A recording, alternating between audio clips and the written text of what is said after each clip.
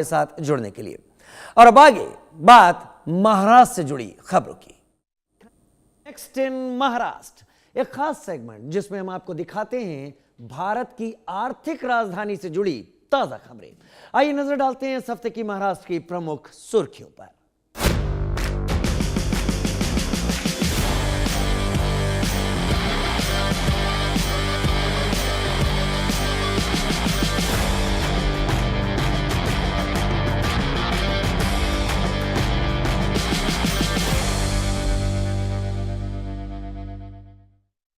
खबर महाराष्ट्र के गढ़चिरौली से, जहां स्वास्थ्य सुविधाओं को मजबूती देने के लिए महाराष्ट्र सरकार ने महिलाओं के स्वास्थ्य को ध्यान में रखते हुए 100 बेड का अस्पताल शुरू किया है। देखिए ये खास रिपोर्ट। कभी नगढ़ माने जाने वाले गढ़चिरौली का अहेरी अब एक नई कहानी लिख रहा है।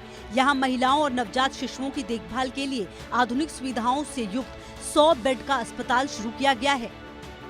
83 करोड़ रुपए की लागत से बना यह अस्पताल इस आदिवासी बहुल जिले में मातृ और शिशु स्वास्थ्य सेवाओं को मजबूत करने की दिशा में एक ऐतिहासिक कदम है। 13,460 वर्ग मीटर में फैला यह अस्पताल मॉड्यूलर ऑपरेशन थिएटर, समर्पित लेबर रूम, विशेष नवजात शिशु देखभाल इकाई और आधुनिक क्लिनिकल लेबोरेटरी जैसी सुविधाओं से सुसज्जित है। ये स्वास्थ्य केंद्र लगातार बिजली और पानी की आपूर्ति, सोलर बैकअप, पेशेंट लिफ्ट और उन्नत अग्नि सुरक्षा प्रणाली जैसी सुविधाएं भी सुनिश्चित करता है। सी सेक्शन और नवजात गहन चिकित्सा सेवाएं अब स्थानीय स्तर पर उपलब्ध होने से मातृ और शिशु मृत्यु दर में उल्लेखनीय कमी आने की उम्मीद है।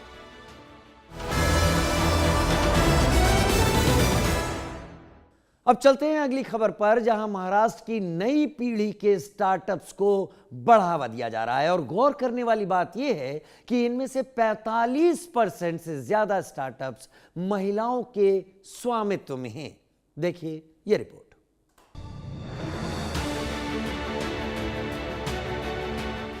महाराष्ट्र ने खुद को भारत की स्टार्टअप राजधानी के रूप में और मजबूत किया है। यहाँ के करीब 45% पंजीकृत स्टार्टअप्स महिलाओं के नेतृत्व में हैं।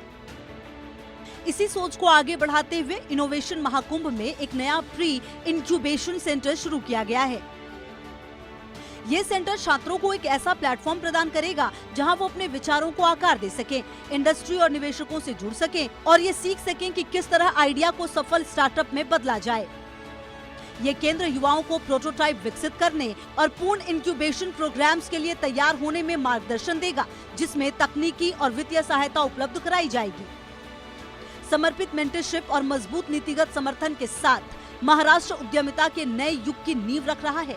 एक ऐसा दौर जहां हर विचार नवाचार को जन्म दे सकता है, समाधान तैयार कर सकता है, उद्योगों को बदल सकता है और आर्थिक विकास को आगे बढ़ा सकता है।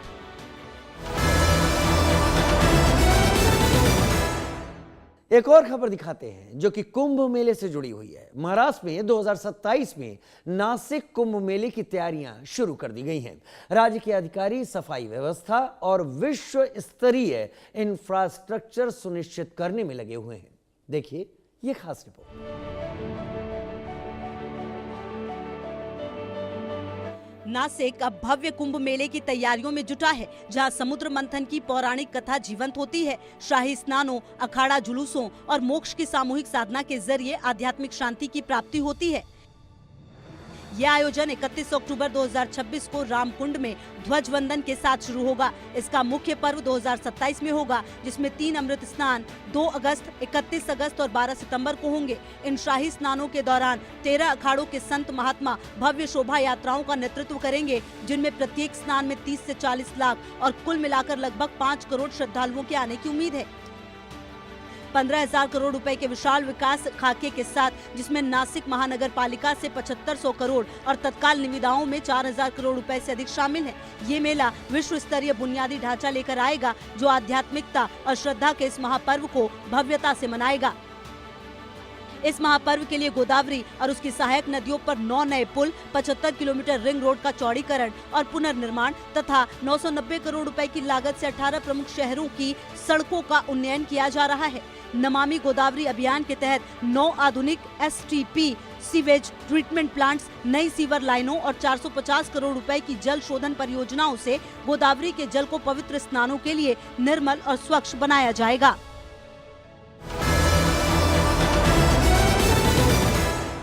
अब यह खबर सड़क सुरक्षा से जुड़ी है, जहां महाराष्ट्र सरकार ने वार्षिक सड़क सुरक्षा और जागरूकता अभियानों के बजट में बढ़ोतरी की है, जिसमें टेक्टाइल पेविंग यानी स्पर्शनीय फर्श पर विशेष ध्यान दिया गया है।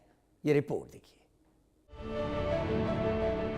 पैदल यात्रियों की सुरक्षा को प्राथमिकता देते हुए महाराष्ट्र सरकार ने सभी नगर निगमों, जिनमें BMC भी शामिल है, को निर्देश दिया है कि वो अपने वार्षिक बजट को कम से कम 1% हिस्सा सड़क सुरक्षा और जागरूकता अभियान के लिए आवंटित करे।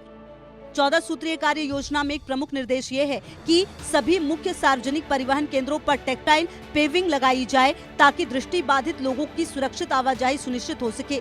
ये पहल अंतर्राष्ट्रीय एक्सेसिबिलिटी मानकों के अनुरूप है और महाराष्ट्र में इस तरह का राज्य स्तरीय पहला कदम है। अब स्थानीय ट्रैफिक पुलिस और नगर निकायों को मिलकर पैदल यात्रियों के लिए बेहतर मार्गों को डिजाइन करना होगा। इसमें सुगम एंट्री और एग्जिट पॉइंट, निर्धारित प्रतीक्षा क्षेत्र और परिवहन केंद्रों से आसपास के क्षेत्रों तक लगातार टेक्सटाइल पाथवे शामिल होंगे। सरकार ने पैदल मार्गों और फुटपाथों से सभी अवैध अतिक्रमण को तुरंत हटाने के निर्देश दिए हैं।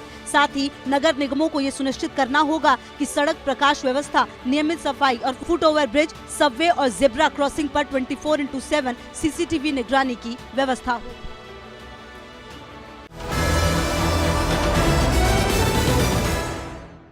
तो ये थी इस हफ्ते की महाराष्ट्र की प्रमुख खबरें। आप देख रहे थे हमारा खास सेगमेंट नेक्स्ट इन महाराष्ट्र। जुड़े रहिए हमारे साथ और देखते रहिए ताजा खबरें।